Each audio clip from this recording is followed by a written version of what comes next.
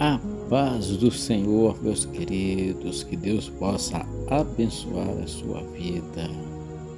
Tudo bem? Espero que seja tudo bem com você. Vamos começar hoje uns estudos falando sobre a graça e a lei. Tanto o Antigo Testamento quanto o Novo Testamento é dominado pela realidade da graça de Deus.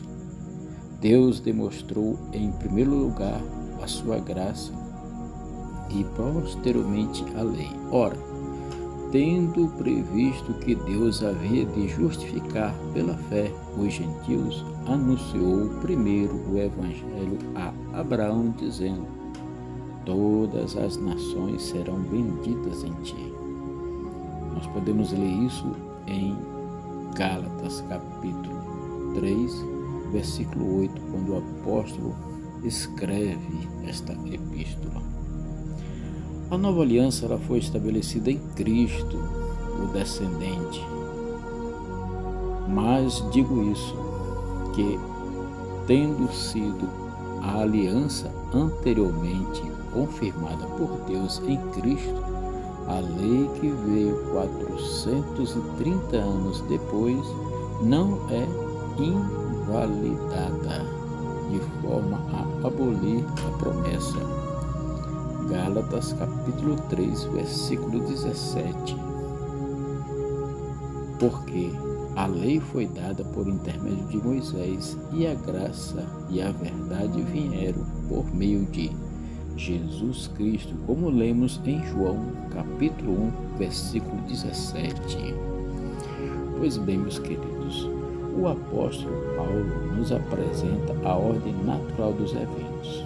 Ele fala sobre a perdição e a salvação, como está lá em 1 Coríntios, no capítulo 15, versículo 46, fala assim: mas não é o primeiro o espiritual, senão o natural, depois o espiritual.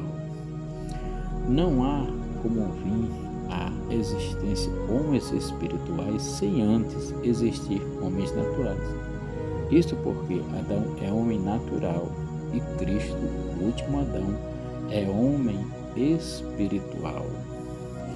1 Coríntios, no capítulo 15, 45, está escrito assim: pois assim está escrito, o primeiro homem, Adão, se tornou um ser vivente, mas o último Adão é espírito vivificante. Por isso, os homens provenientes da semente corruptível de Adão são homens naturais, e os nascidos segundo a semente incorruptível, como podemos ler em 1 Pedro capítulo 1, versículo 23. Porque vocês foram gerados não de semente corruptível, mas de semente incorruptível, mediante a palavra de Deus, a qual vive e é permanente. Então vamos fazer uma breve pausa aqui para entendermos o que significa esta semente. Porque a semente ela carrega um código genético. Por exemplo, se eu planto uma semente de milho, vai nascer o milho.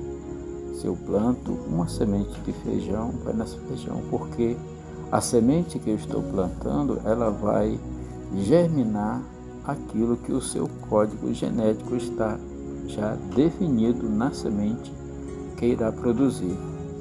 Aqui o apóstolo está dizendo que nós somos homens que fomos gerados pelo Jesus Cristo com uma semente, a palavra de Deus lançada, nós ouvimos pela fé, nós acreditamos, e pela fé nós somos alcançados. É como Jesus fala na parábola do semeador.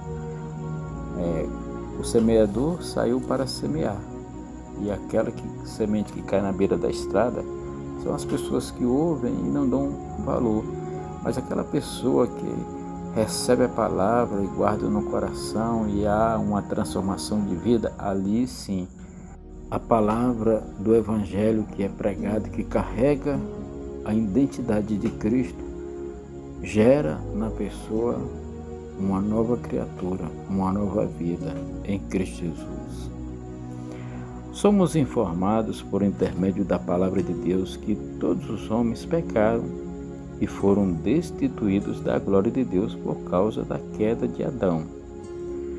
Todos os homens estão debaixo da condenação. Judeus e gregos, servos e livres, morais e amorais, religiosos e ateus, e assim com todos nós. Como está escrito lá em Romanos, no capítulo 3, do verso 9 ao 18. Isso para que você possa meditar nesta palavra. E Romanos 5,18 fala assim: pois assim como por uma ofensa veio o juízo sobre todos os homens para a condenação, Então, como Adão pecou, e isso aí gerou o pecado natural da criação, ou seja, o pecado que vem sobre todos nós. Todos os homens entraram pela porta larga através do nascimento de Adão e segue o caminho largo que conduz à perdição. Todos são vasos de desonra em Adão e foram preparados para a perdição. Todos nascidos de Adão são plantas que o Pai não plantou. Vamos ler alguns textos para que possamos entender um pouco isto. Vamos para Mateus, no capítulo 7, versículo 13. A palavra nos diz assim: entrem pela porta estreita, porque larga é a porta e espaçoso é o caminho que conduz para a perdição, e são muitos os que entram por ela. Aqui a palavra está nos alertando para que nós venhamos a nos esforçar em entrar por uma porta estreita. Essa porta estreita é o caminho da verdade. Jesus mesmo nos adverte que no mundo nós sempre teríamos aflições, mas uma coisa que nós devemos animar é que assim como ele venceu, ele também nos faz vencedor. Assim como ele venceu o pecado, venceu o mundo, venceu o diabo, ele também nos dá esta condição de nos tornarmos vencedores com ele. Por isso que ele fala para nós entrar por essa porta estreita e abandonar a porta larga e espaçosa que conduz à perdição.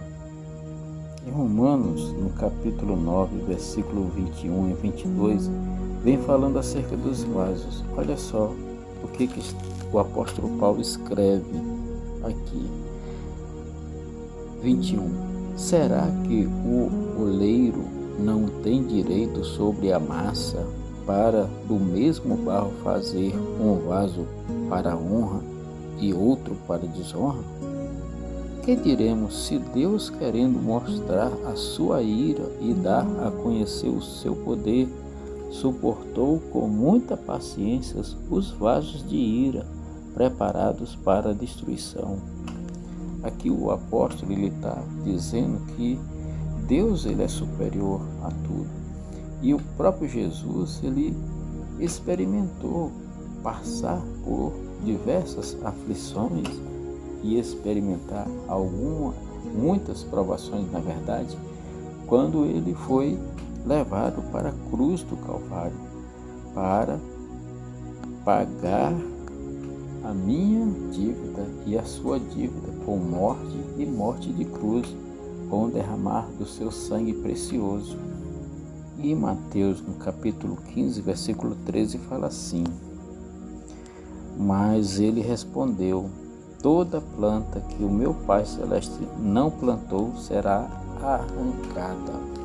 Aqui ele está dizendo que o mal será arrancado.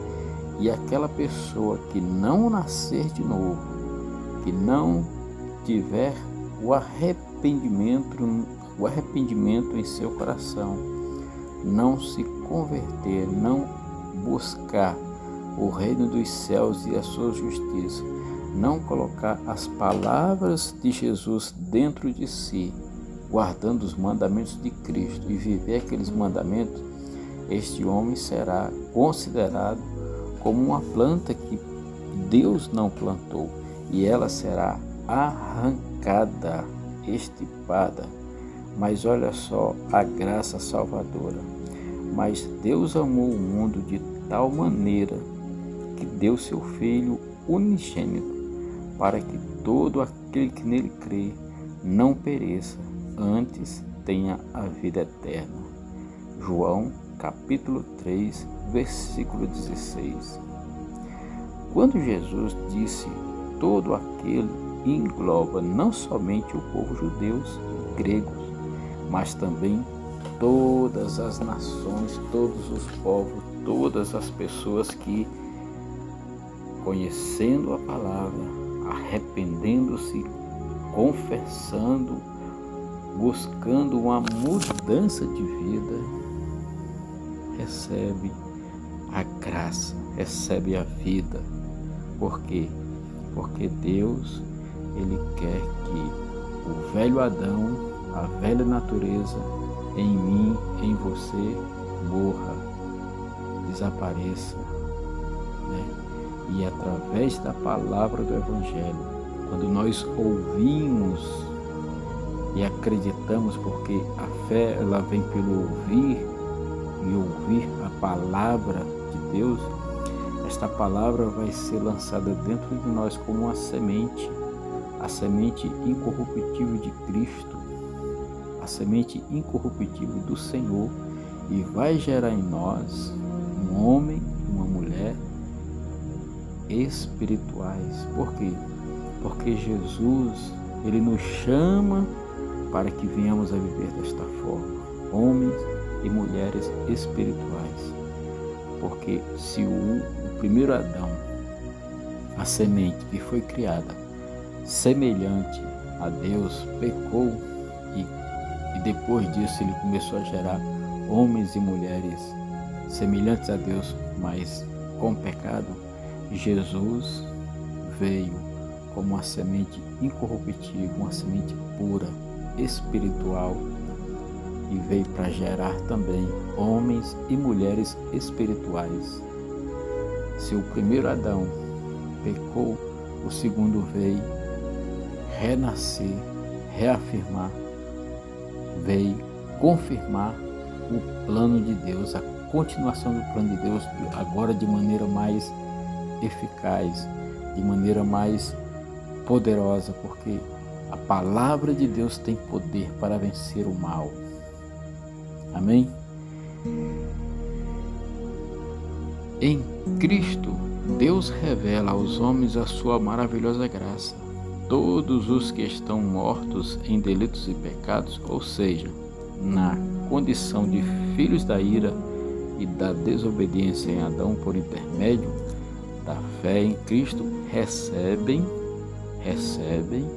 o poder para serem feitos novas criaturas, novas pessoas, pessoas novas são feitos filhos de Deus. Em Cristo o homem é novamente gerado a receber de Deus um novo coração e um novo espírito, como nós lemos no Salmo 51:10, que nós recebemos um novo coração, recebemos um novo espírito para glorificar e exaltar Deus. A condenação deu-se em Adão, mas a salvação está em Cristo. O primeiro trouxe condenação, mas o último Adão, a redenção. Jesus Cristo é o nosso Redentor e nós devemos olhar para Cristo e saber que Ele é quem traz a verdade, a vida e a paz. Jesus. Amém? Muito bem, meus queridos, se você ficou até aqui, não deixe de compartilhar esse estudo. Isso aqui é apenas uma introdução. Nós vamos nos aprofundar para que a gente possa compreender a verdadeira graça salvadora de Deus, né? E entender por que todo o plano de Deus, desde o princípio até o fim. E a gente lendo apenas um versículo da Bíblia, se a gente se aprofundar, a gente consegue receber do Senhor a sua graça salvadora. Por isso, fica na paz, que Deus te abençoe, compartilhe. É importante demais que você deixe aí o joia, sabe? Porque isso vai impulsionar o algoritmo do canal aí, tá enviando para outras pessoas. Não se esqueça, todos os dias às 6h45 da manhã nós temos a oração falando com Deus, né? A oração da manhã falando com Deus. Se inscreva, toque no sino para que todo dia de manhã cedo você seja notificado e você esteja junto conosco, lendo a palavra de Deus, declarando a palavra de Deus em nossa vida. É uma bênção. Por quê? Porque quando nós profetizamos a palavra de Deus, essa palavra ela não volta vazia. Deus tem uma aliança com todos nós. Deus tem uma aliança comigo, tem uma aliança com você. Agora, é necessário que eu ative a minha aliança com Deus. É necessário que você ative a sua aliança com Deus. Porque Deus ele tem aliança com todos nós. Quando ele enviou Jesus, quando ele deixou a palavra, então Deus tem uma aliança. Clama-me e responder-te-ei, e anunciar-te-ei coisas grandes e ocultas que não sabe. Então isto é uma promessa de Deus. Se você clamar por ele, você vai obter a resposta dele. Amém? Meus queridos, fica na paz, que Deus abençoe você grandemente. Curta, compartilhe. Jesus Cristo ele está voltando, não sabemos o dia nem a hora, mas preparemos-nos, vamos estar nos preparando, meditando na palavra, estudando e vamos entender o que significa a lei de Deus e a graça salvadora de Jesus. Um beijo no teu coração, fica na paz, que Deus abençoe e até o próximo